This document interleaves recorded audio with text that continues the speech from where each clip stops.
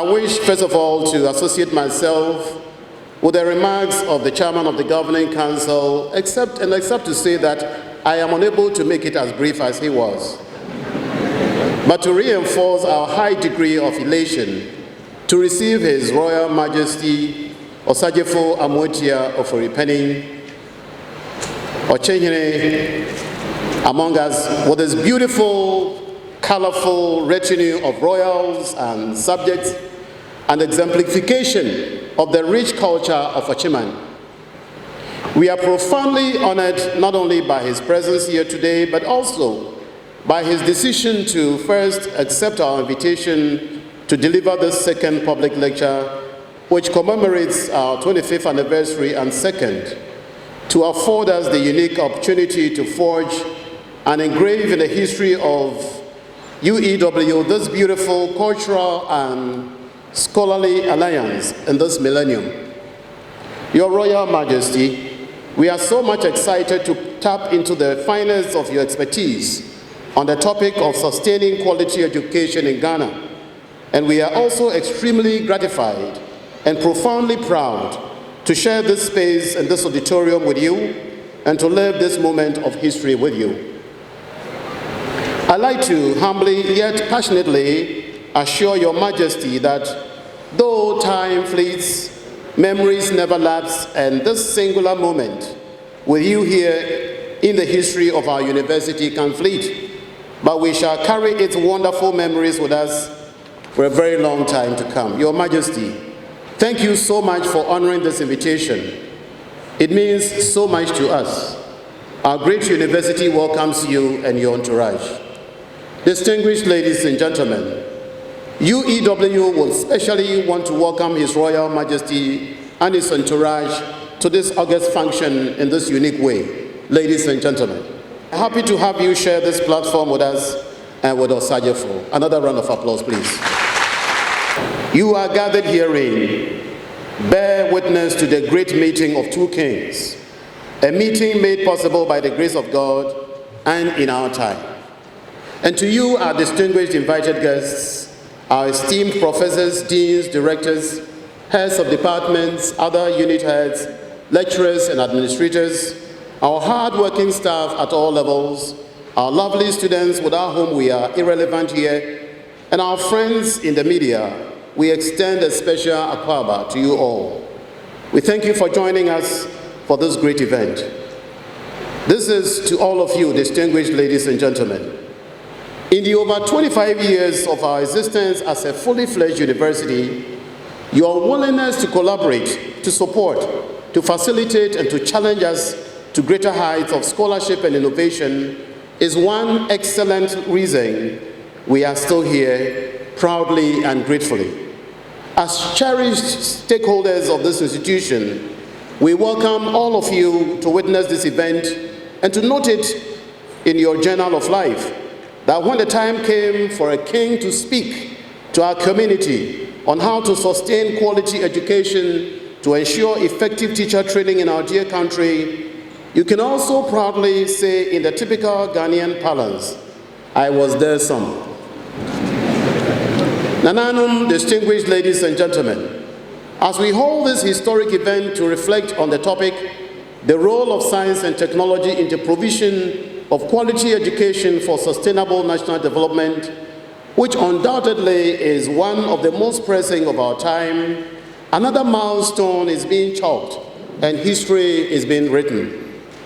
In recent times, lots of public discourse has been held in the role of science in academia, the role of science and technology in nation building, and to capital women, gender, and the role of science and technology. In the latter case, I am specifically referring to women in STEM, science, technology, engineering, and mathematics. But for us as an institution with a core mandate of training teachers for all levels of education, this topic is so profoundly relevant because it speaks directly to how we can better deliver this core mandate in more sustainable ways to this great nation of ours and for posterity.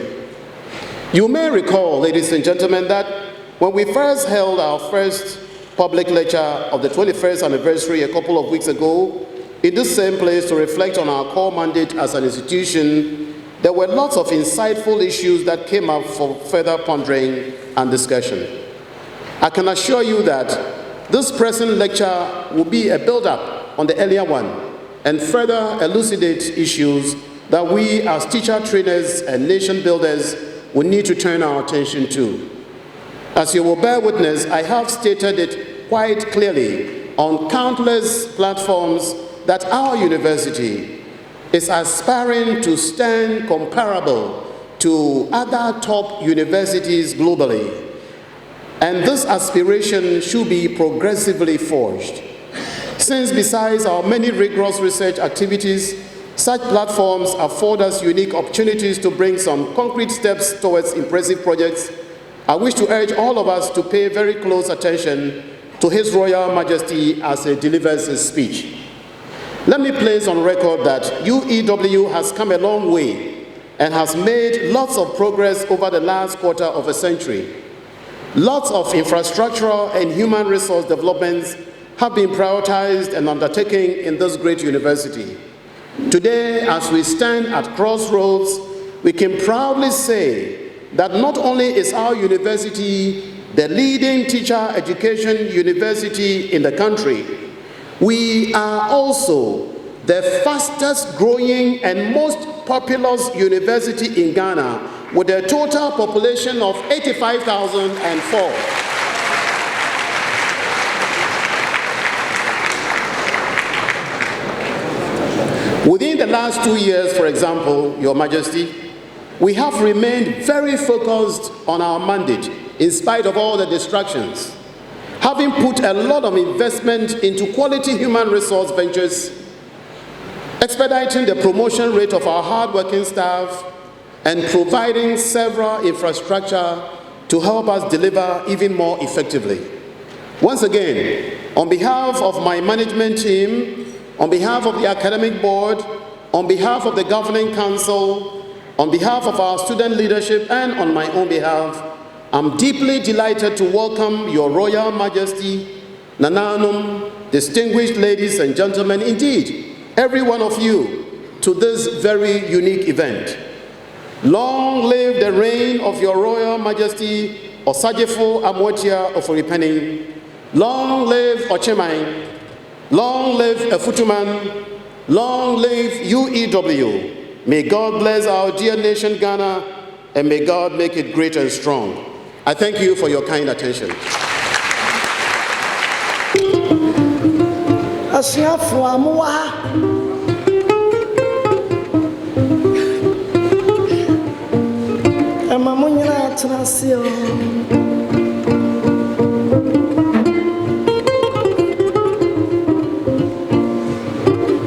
Osagyefo Ofori Panin chiame wo ho.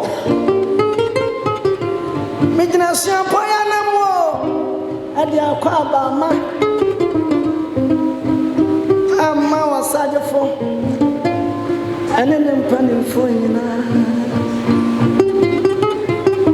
Abra drama wo. Anagona na wanumbre mu.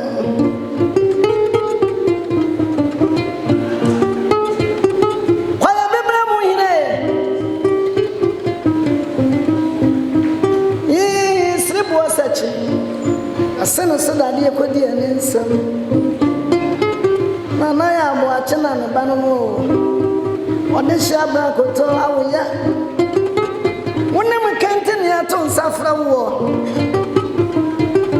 Ofori Panin amansan no odwene nchima ho odwene papa mude ho Entitiam so ya dia yabutaya esiwani so Ashapo ya tonza fla no bamene abraço kasa Midna shapo ene amo akwa ba tonza fla na nossa mnese kasa ni asandi shia kasa Ofori Panin Amansan, Casa, blood row, Casa, and Chilimatio. Madafua Casa, oh, Casa, Casa, oh, Casa.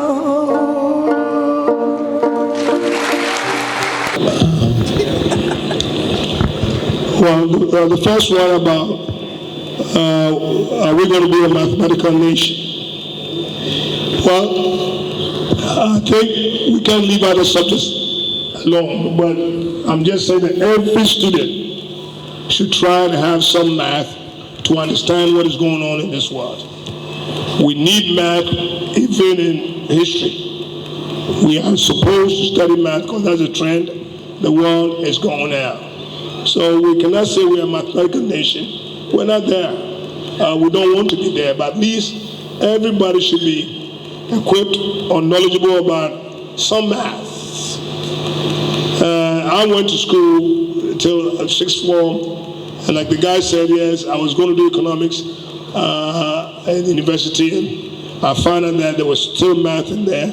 So I took public administration and political science, and before I graduated, I still had to do math. So you need to have the math. It's important. 2, yes, practical science. It's true. In America, the first university I attended, they have what you call a co-op system. You go to school 1 year, and then you go and work in some corporation in the field of study, and you work for 1 year, and you come back to school. Instead of graduating in 4 years, it took some people 5.5 years, 6 years to graduate. By the time they finished, they already had hands-on as to what their study will bring them. Practical side of it, yes. Not to just stay in the classroom and just do academic work. We have to change that. And then the destruction of our environment. I have said repeatedly that if we don't understand what the destruction means, then the people who live in the vicinity should be the ones who own their land. As it is now, the people in Accra will give licenses to miners to come to mine without the mechanism to stop them from destroying. So the whole system about licensing is a problem. But see, people just leave it alone because they think the land doesn't belong to them. It belongs to government. We need to stop it. The government came over and said Galamsey had deceased. They went and turned around and said they're going to do some community mining, which I have stood up against. We need to stop that. We cannot continue to mess up our forests. We can't continue to fell the trees. We can't continue to mess up our water bodies. And if you get up and form your own task force, the government will tell you that you have no right to form your own task force. The point I'm trying to say is the power is so much centered in central government. We need to get some in the hands of people, and all these things will go down. Thank you very much, His Majesty. Now let's take the in political science level 200. My question is, in your submission on the theme, what role is the chieftaincy institution playing to promote science and technology in the society? Because we know the government cannot do it alone. Thank you.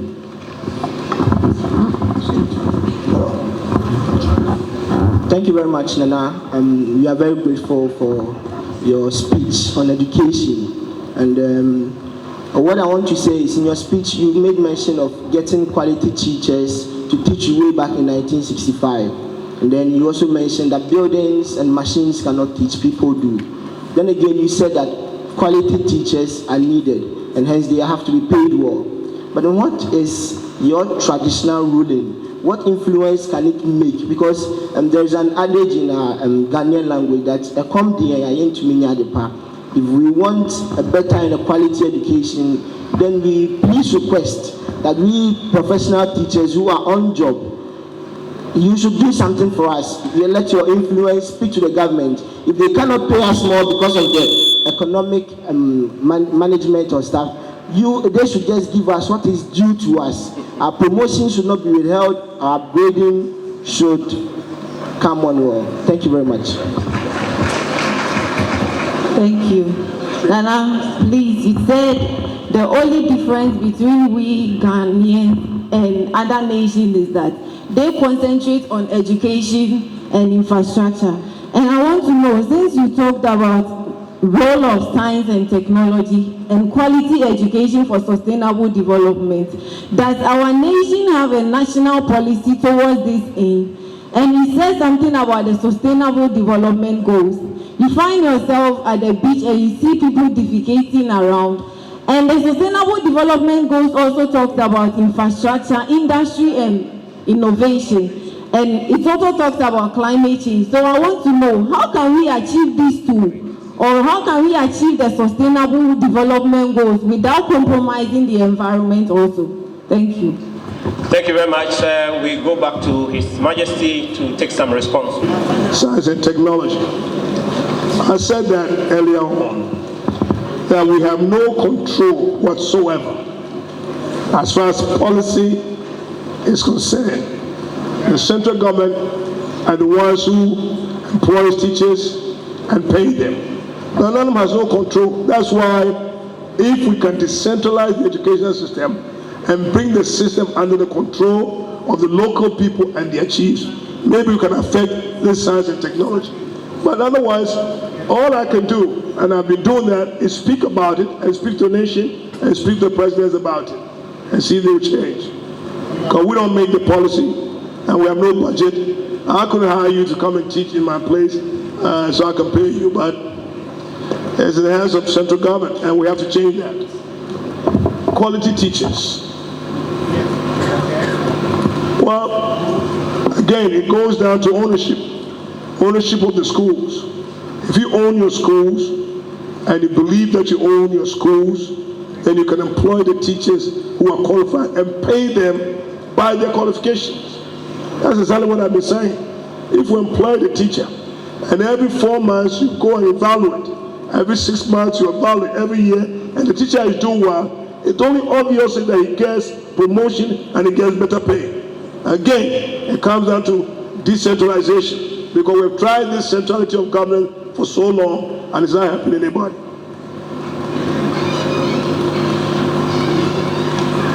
The last one. Sustainable development and climate change. That's a tough question. Sustainable development and climate change. You want the sustainable development. Sustainable development is when you have space and you have resources to maintain a project. But this project must be funded by the people who live in the community and the vicinity. They must own it, and there must be a system or a project that fits their needs. And so we need to stop mining completely. That's my view. Mining for 60 years has not done anything for our country.